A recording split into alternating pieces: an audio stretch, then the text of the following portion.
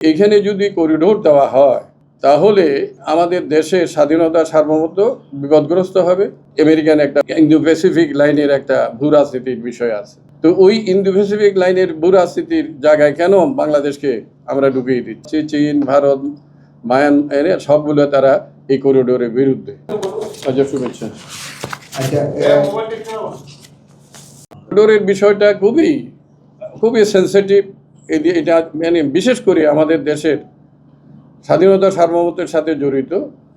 এখানে রোহিঙ্গারা এসেছে সেই ৭৮ সাল থেকে কিছু কিছু আসা শুরু করেছে এবং গত 2017 জুলাই মাসে এটি ব্যাপকভাবে রোহিঙ্গারা আমাদের দেশে অনুপ্রবেশ করেছে। বার্মার জান্তার অর্থাৎ বার্মার জান্তা সরকারের নিপীড়ন নির্যাতনের কারণে রোহিঙ্গারা এখানে আসতে বাধ্য হয়েছে।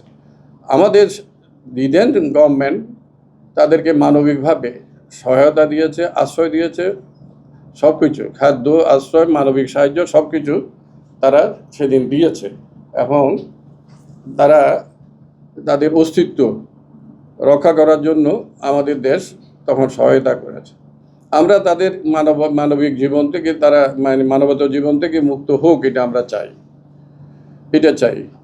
কিন্তু এখানে করিডোর দিতে হবে। করিডোরের কথা এখন যখন বিরোধীতে আসছে, এখন বলতেছে কি ত্রাণ চ্যানেল, এইটার সাথে এইটার তফাৎ কি?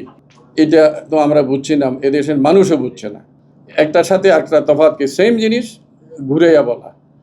কেন আমরা এটার বিরোধিতা করছি?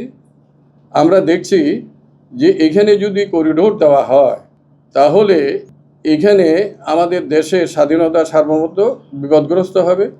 কেননা বার্মা সরকার এখনও জান্তা সরকার ক্ষমতা, জান্তা সরকারকে পাশ কাটিয়ে করিডোর দিতে গেলে দেশে একটা যুদ্ধ অবস্থা সৃষ্টি হবে। টানা সপ্তমবারের মতো বেস্ট টিস্যু পেপার ব্র্যান্ড হিসেবে স্বীকৃতি পেয়েছে বসুন্ধরা টিস্যু। ওখানে ভারত এর কালাদান প্রজেক্ট আছে 300 কিলোমিটার। ভারতের $2.5 বিলিয়ন সেখানে ইনভেস্টমেন্ট আছে। কোথায়? রাখানে। চীনের সেখানে ইনভেস্টমেন্ট আছে, তার বিভিন্ন শিল্প জোন সেখানে সে গড়ে তুলছে। চীনের সেখানে ওই যে আকিয়া বন্দরের ওখানে সিত্রি বন্দর এখন বলা হয়, সেখানে চীনের সামরিক উপস্থিতি আছে যেটা আমরা জানি। এবং চীনের সেখানে তার গ্যাস পাইপলাইন আছে তার, এবং এটা চীন এবং ভারতের স্বাধীনতা সার্বভৌমত্বের সাথেও এই করিডোর সম্পর্কিত, তাদের অস্তিত্বের সাথে এটা সম্পর্কিত।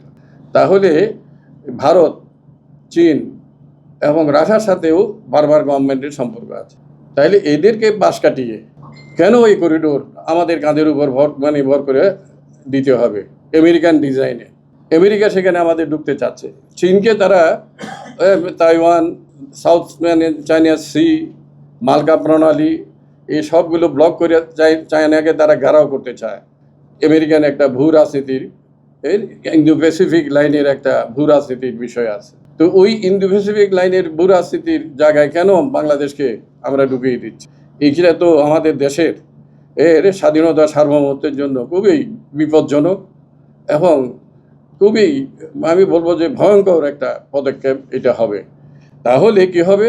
ওদেরকে পাশ কাটিয়ে যদি আমরা এখানে চীন, ভারত, আমরা যেটা শুনতে পাচ্ছি চীন, ভারত, মায়ানমার সবগুলো তারা এই করিডোরের বিরুদ্ধে। চীনের সাথে ভারতের বিরোধ আছে বিভিন্ন বিষয়ে, কিন্তু এই পয়েন্টে আমরা যেটা শুনতে পাই যে তারা এই পয়েন্টে করিডোরের পক্ষে না। তাহলে এখানে যদি এদেরকে পাশ কাটিয়ে এটা করা হয় তাহলে তো ওইখানে এই যে রোহিঙ্গারা গিনিপিক হয়ে যাবে এবং আরকান আর্মি গিনিপিক হয়ে যাবে এবং এখানে ব্লাডশেড শুরু হবে। রোহিঙ্গাদের অস্তিত্ব থাকবে না, তো বোম্বিং শুরু হবে। কোথায়?